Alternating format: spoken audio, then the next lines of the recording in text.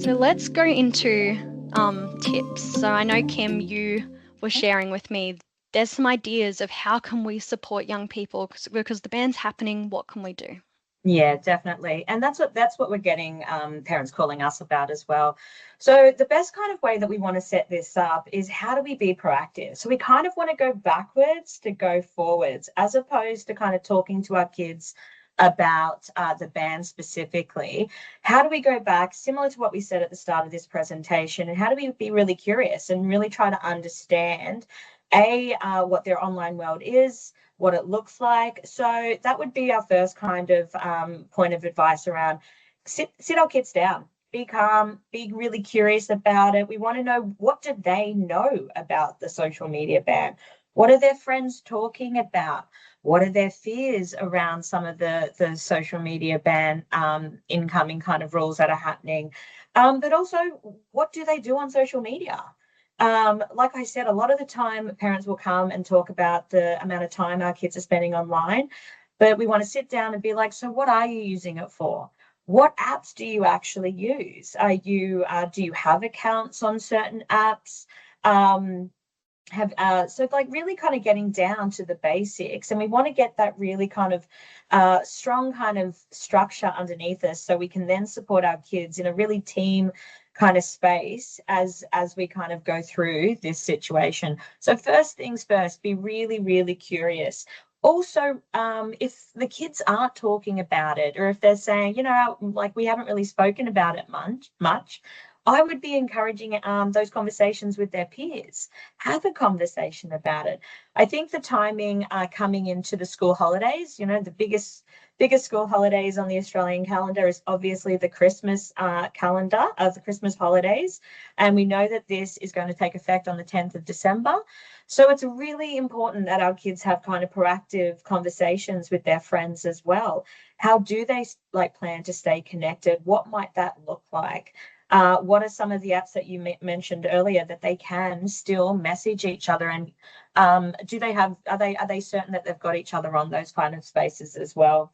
That would be the first thing, like just open up these conversations in a really positive, curious kind of way as well. Share with the kids about what you kind of use them for as well. And that's kind of normalizing the engagement that we have around it as a family kind of team unit. So that would be my first kind of step in this process, as for parents to support their kids. Be curious.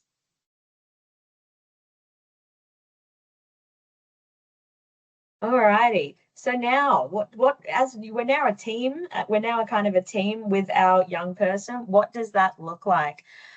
Building on from the conversation around what are the specific apps that our kids use, map that out. We want to kind of look at what their digital world actually looks like. So what apps are they using? What exactly are they using it for? What's on them?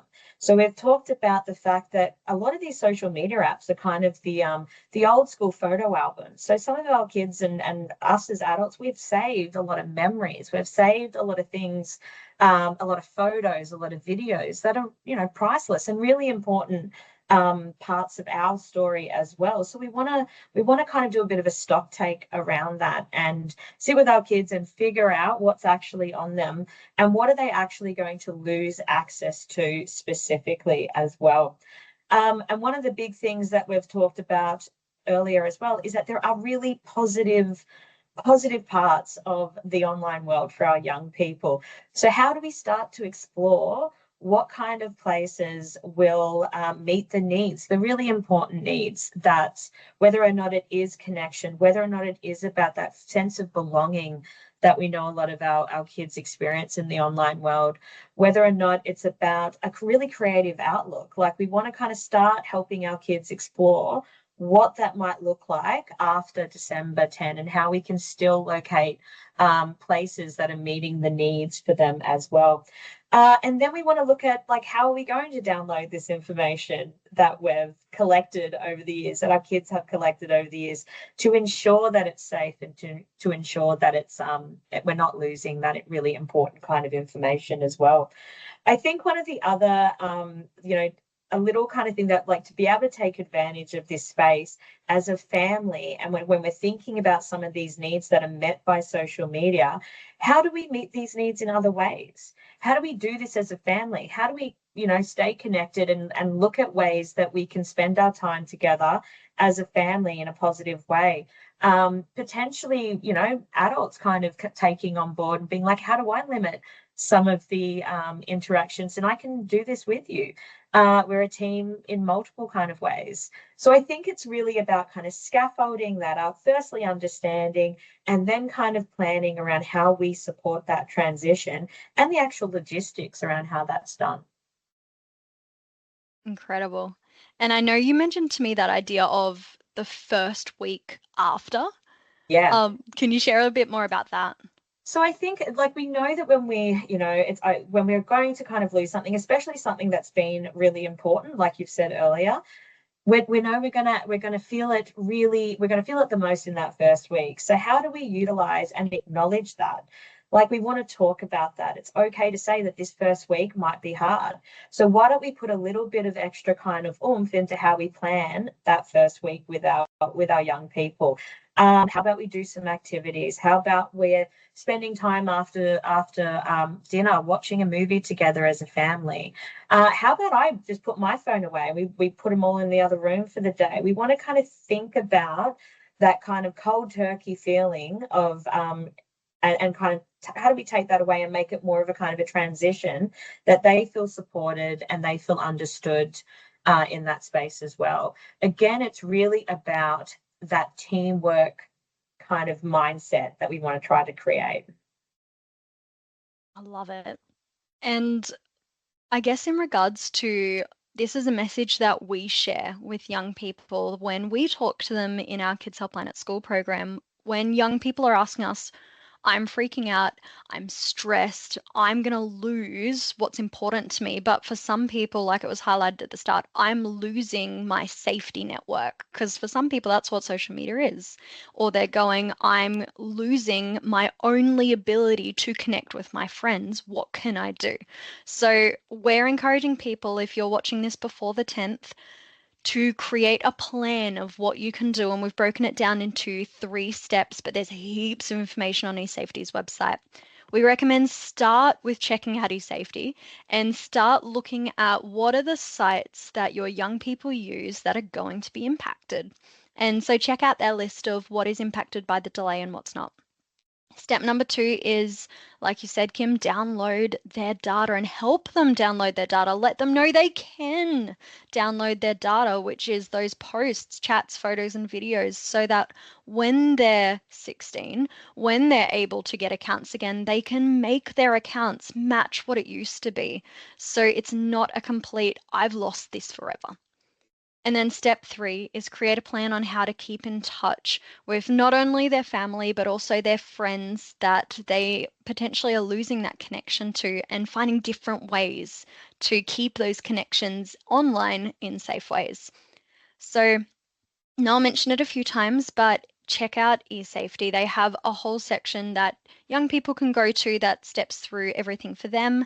They've got a section all for parents, there's a section for teachers. There is so much information. This is where I've gathered all the information that I'm speaking on related to the social media delay.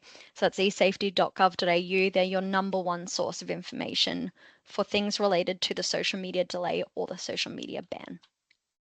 So in regards to keeping data, we chose the top ones that I definitely know I hear a lot about from young people, all under the age of 16, is TikTok. TikTok is the #1 I constantly hear about. Snap and Instagram. And in all of these are all from eSafety. It's the idea of in every single one of these, young people can download their data and have a copy of it and keep it safe. And it all involves going into their profiles in some ways, going to their account settings, permissions, and then either pressing export or download on the data. One thing to know is that sometimes depending on the site, some of the data asks young people, do you want to download this on their device? And if they have low memory, they won't be able to do that. So they can actually go on a desktop computer.